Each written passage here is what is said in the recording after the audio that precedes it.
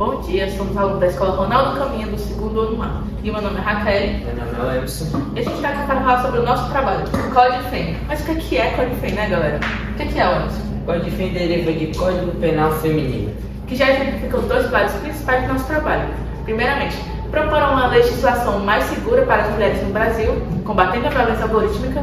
E segundo, conscientizando sobre a violência algorítmica. Como a gente pode exemplificar aqui no nosso título? Empoderando mulheres na era digital, uma legislação inclusiva como o Código FEM. Mas como é que eu vou começar a explicar isso para vocês?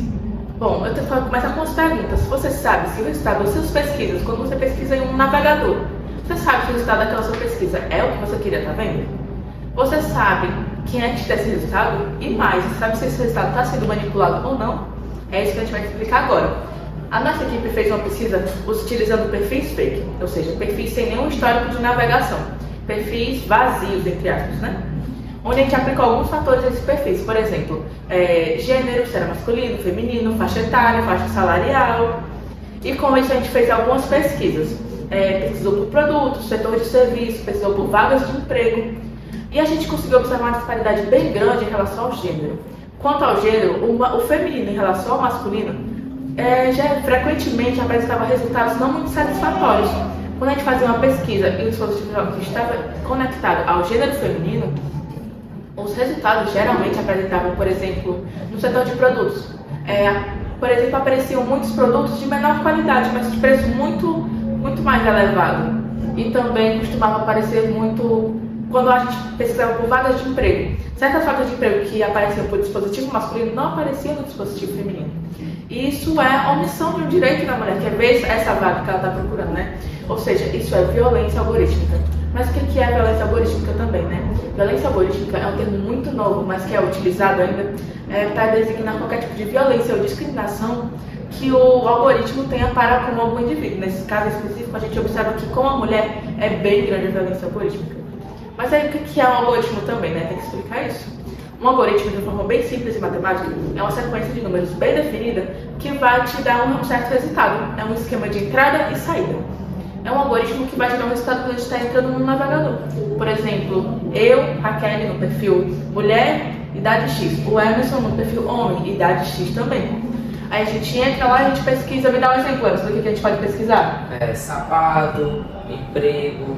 Por exemplo, nessa área que ele identificou, emprego. Acontece muito de eles omitirem, os algoritmos omitirem vagas para candidatos femininos, quando eles veem que o dispositivo está logado a uma pessoa feminina, muitas vezes são omitidas as vagas de emprego. E isso é violência algorítmica. É isso que a gente quer tratar no nosso trabalho.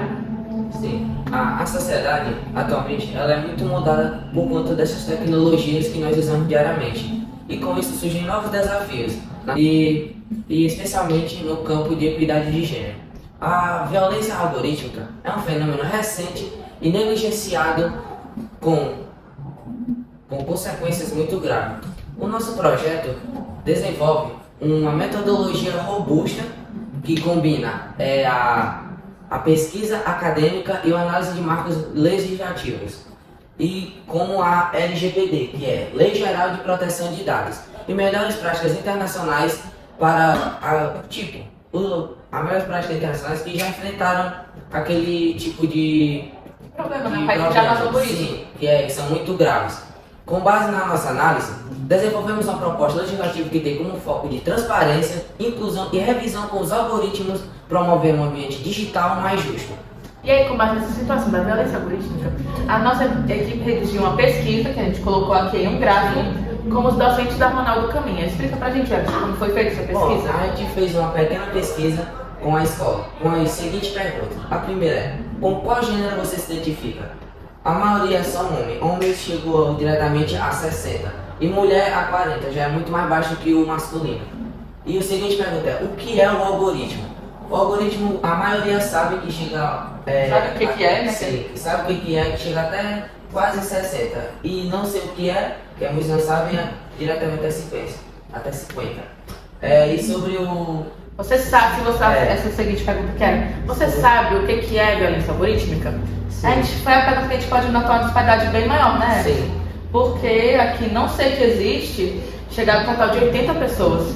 e aqui sei que existe chega a apenas 30, o que mostra uma disparidade muito grande. E essa análise de dados ela é importante para a gente, não apenas para reforçar o tamanho do problema, mas também reforçar que a gente precisa conscientizar mais sobre essa realidade, né? Porque com isso a gente conseguiu identificar que o número de mulheres que sabem dessa realidade, que tem conhecimento disso, é muito baixo em relação aos de homens. Por isso a gente precisa continuar sabendo dessa realidade, informando dessa realidade, porque no mundo atual a gente está muito ligado à internet, a gente não só utiliza mais a internet, mas a gente trabalha com isso. Então precisa de uma regulamentação necessária, uma regulamentação que se faz necessária para a gente conseguir controlar esse excesso de discriminação por parte dos algoritmos. E é por isso que a gente quer trazer também uma abordagem matemática do problema. A abordagem matemática se faz necessária não só para a gente analisar o quantitativo de pessoas, os dados das pessoas que não sabem sobre esse problema ou que são afetadas por ele, mas também através da ferramenta matemática que a gente consegue modelar, evitando, por exemplo, a gente consegue através de ferramentas matemáticas modelar novos algoritmos, a gente consegue identificar quais são os problemas, identificar onde é que estão os problemas e assim corrigi-los, tornando assim um ambiente mais justo. Esses são os objetivos do nosso trabalho. Além de conscientizar, porque muitas pessoas ainda não sabem sobre essa violência algorítmica, a gente também quer trazer uma solução para combater a violência algorítmica. E a solução que a gente encontrou foi trazer uma legislação mais justa, regulamentar os algoritmos. E para isso a gente construiu uma ideia legislativa. Essa aqui é a nossa ideia legislativa, esse é o resultado final. Ela passou por várias reformulações para obedecer totalmente os direitos das pessoas, das mulheres, todo mundo, para também não ferir a propriedade intelectual. Então ela foi reformulada diversas vezes até chegar a esse estado final, como a gente achou melhor, e ela foi lançada lá no Portal da Cidadania, como uma ideia legislativa que pode ser votada para virar uma proposta de lei realmente na Câmara dos Deputados. Por exemplo, alguns exemplos de exigências, entre aspas, que a gente fez aqui, a exigência de mais mulheres no campo da produção dos algoritmos, pois hoje a produção dos algoritmos ela é majoritariamente masculina, então isso pode influenciar realmente no resultado final dos algoritmos, o que eles reproduzem.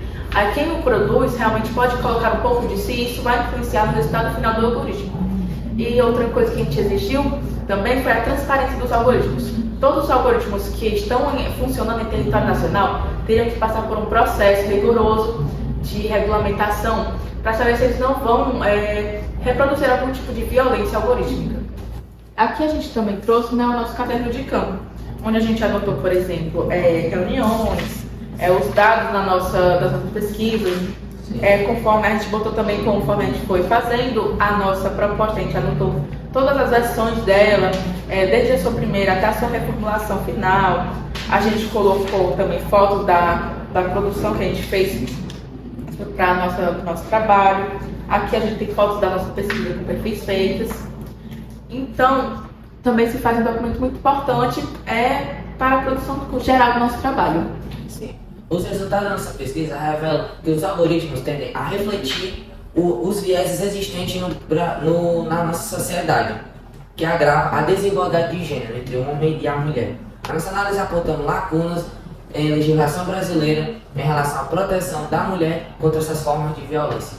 Bom, então é por isso que o nosso trabalho se faz tão importante. O nosso trabalho se faz importante porque essa realidade da violência algorítmica é real. A gente pode notar isso, por exemplo, com estudos da NYU, que a gente botou aqui nas nossas referências, que é a Universidade de Nova York. Esse estudo ele já notou que essa violência algorítmica existe. E o nosso trabalho se faz importante nessa área porque, além de ajudar a conscientizar sobre essa realidade, trazer muita informação sobre isso, ele vai trazer uma proposta de lei que vai nos ajudar a combater, a regulamentar a internet para se tornar um ambiente digital mais seguro para as mulheres. Pois hoje a gente não só utiliza a internet, como a gente trabalha com a internet.